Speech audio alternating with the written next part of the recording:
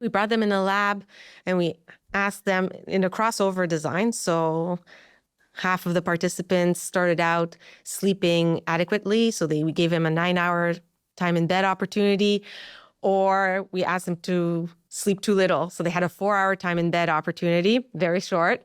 But we did this for 5 nights. And then we took all sorts of measurements in a controlled feeding condition. So for the first 3 days, we had our participants eat the exact same thing, regardless of how much time in bed they got at night. And then we measured appetite regulating hormones. We did neuroimaging to really get at isolating the impact of sleep duration on appetite regulating hormones and neuronal responses to foods.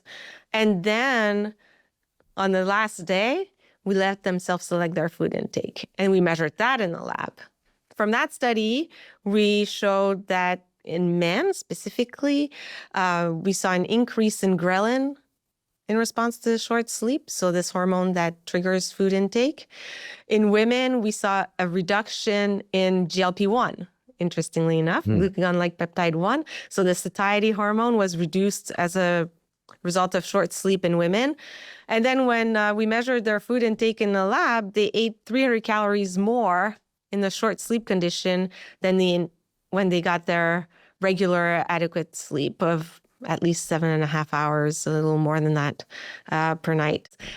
We looked at neuronal responses to food stimuli. We found upregulation in reward centers of the brain in the context of sleep restriction compared to the context of adequate sleep.